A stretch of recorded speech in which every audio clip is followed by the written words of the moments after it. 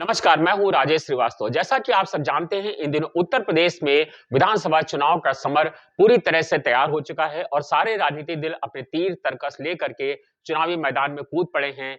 उनके पास आपको रिझाने के लिए चुनावी घोषणा पत्र है, संकल्प पत्र है, किसी ने उसको चुनावी वायदों का नाम दे दिया है। उनके पास ऐसे-ऐसे वायदे हैं, जिनका उत्तर प्रदेश के सियासी लिहाज से देखेंगे, तो उन वायदों को पूरा कर पाना वास्तव में आसमान से चाँद तारे तोड़ करके लाने जैसा ही है। इन राजनीतिक दलों की चले तो वो आपको यह भी वादा कर सकते हैं कि आप चाँद तारे हर एक को चाँद पे ज़मीन दे देंगे। भले ही क्योंकि वो जानते हैं क्योंकि ना उनके हाथ में चाँद तारे हैं, ना उनके हाथ में ज़मीन है।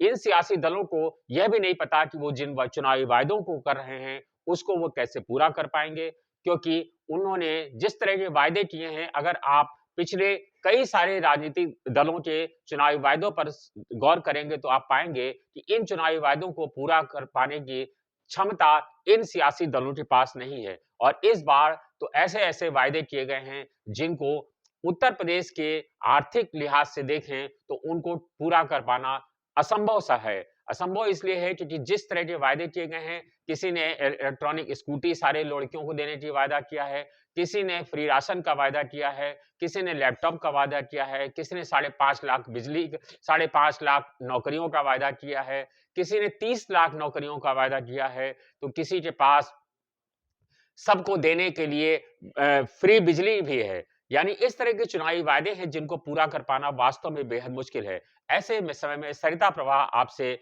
ये बता रहा है आपको ये समझा रहा है कि ये वो समय है जब आप अपने पुराने कार्यकाल को याद करिए, यानी अपने पीछे 5 साल के वर्तमान सरकार के कार्यकाल को याद करिए। क्योंकि ये चुनाव देश का चुनाव नहीं है, ये चुनाव विधानसभा का है। इस चुनाव में आपको अपने विधानसभा क्षेत्र का विकास के ध्यान रखना है, अपने क्षेत्र की समस्याओं का ध्यान रखना है, अपने क्षेत्र की सड़क, पानी, बिजली, शिक्षा, दवाई, स्कूल, कॉलेज इन सबको ध्यान रखना है कि आपने पिछले 5 साल के कार्यकाल में क्या-क्या भोगा है, किन-किन समस्याओं से आप रूबरू हुए हैं। आपको ये भी याद रखना है कि आपका जो वर्तमान का विधायक है, जब वो आपसे वोट माँगने आएगा, तो आपको उसका घोषणा पत्र नहीं पढ़ना है।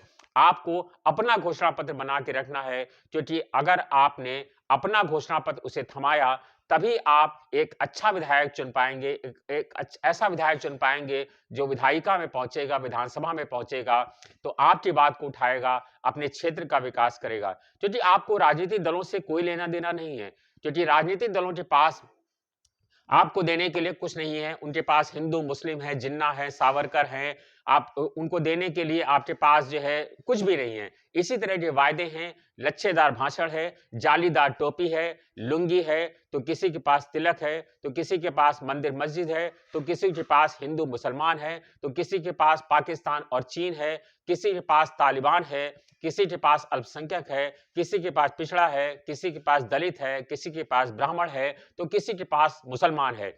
इन राजनीतिक दलों का आपकी परेशानियों से कोई लेना-देना नहीं है। इन राजनीतिक दलों को यह भी नहीं पता है कि आपकी समस्याएँ क्या हैं। और दिक्कत यह भी है क्योंकि जब ऐसे राजनीतिक दल चुनावी मैदान से बाजी मार कर ले जाते हैं और सरकार में पहुँच जाते हैं, तो अपने विधायकों का भी मान नहीं रखते। उन विधायकों की भी नहीं सुनते जो आपकी समस्याओं को उठाना चाहता है, क्योंकि उनको पता है कि वो अपनी बदौलत नहीं जीत कर के आया है, वो हिंदू-मुस्लिम करके आया है, वो जातिगत आरक्षण से जीत कर के आया है, वो राजनीतिक जो उसकी खाँटी है उसमें उसमें वो जीत कर के आया है, जो साँचा है उसमें से निकल कर के आया है।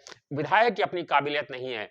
इसलिए इस बार हमको यही देखना है कि हम अपने विधायक की काबिलियत पर उसे चुनें, ना कि उसके राजनीतिक दलों की नीतियों पर उसका चयन करें। क्योंकि ये विधानसभा चुनाव आपको विधानसभा चुनाव के लिए पड़ रहा है। इस विधानसभा चुनाव में आपको अपना पिछले 5 साल के कार्यकाल की एक-एक चीज़ों को याद रखना है कि कब-कब आप परेशान हुए। कोरोना काल में आपका विधायक आपके साथ कितनी देर खड़ा रहा, आपका विधायक ने आपको कितनी मदद की, आपके विधायक ने आपको कोरोना महामारी में ऑक्सीजन सिलेंडर दिलाया कि नहीं दिलाया। जब आप परेशानियों से जूझ रहे थे तो आपके पास वो आया था या नहीं आया था। आपके क्षेत्र में सड़कें बनी कि नहीं बनी, आपके क्षेत्र में हैंडपंप लगा या नहीं लगा, आपके क्षेत्र की स्कूल कॉलेज की दीनहीन स्थिति है या स्कूल कॉलेज में भी कोई काम हुआ है। आपके क्षेत्र में जो अस्पताल हैं, उनका क्या हाल है, कोई मोहल्ला क्लिनिक है या नहीं है, आपके क्षेत्र में आपके साथ क्या हो रहा है, अपराध का क्या बोलबाला है, इन सब चीज़ों का आपको रिपोर्ट कार्ड बनाना है और जब आप पिछले साल 5 साल के एक रिपोर्ट कार्ड बना लेंगे, तभी आप अपना विधायक चुन पाएँगे और जब आपका विधायक प्रत्याशी आपका गेट खटखटाए, आपके दरवाजे पर आए, आपसे वोट माँगने, तो आप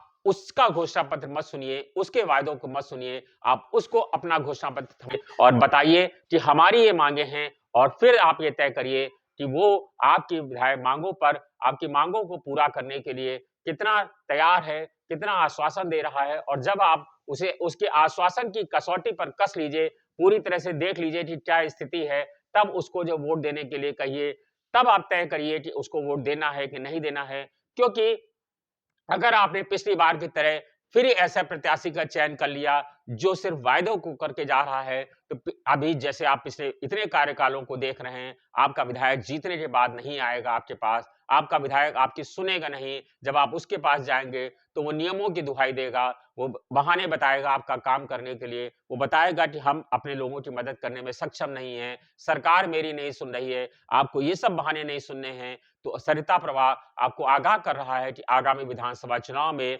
आप विधायक को अपना घोषणा पत्र सौंपिए, ना कि उसका घोषणा पत्र पढ़िए। आप राजनीतिक दलों को चमकाने के लिए नहीं आए हैं, आपका वोट बेशकीमती है। आपको ऐसे लोगों को लुभावने वायदों में नहीं फँसना है, जो आपको तरह-तरह के प्रलोभन दे रहे हैं। यह उत्तर प्रदेश है, यहाँ पर लोग एक शराब का पाउच पिला कर के वोट हासिल कर लेते हैं, लेकिन आपको ऐसा नहीं करना है। आपका वोट बेशकीमती है, सरिता प्रवाह आपको बार-बार याद दिला रहा है। अपने वोट की कीमत समझिए, अपने वोट की ताकत को समझिए। आप किसी राजनीतिक दल के सफलता के पायदान की सीढ़ी नहीं है। आप आपका वोट चाँद-तारों के बीच ज़मीन पाने का भी नहीं है। आपके पास राजनीतिक दलों को संसद विधायक पहुँचाने का ठेका भी नहीं है। आपके पास सिर्फ़ वोट है इस बात के लिए कि आप अपने क्षेत्र की समस्याओं का कैसे विकास कर सकें, निराकरण कर सकें, विधानसभा को कैसे चमचा सकें।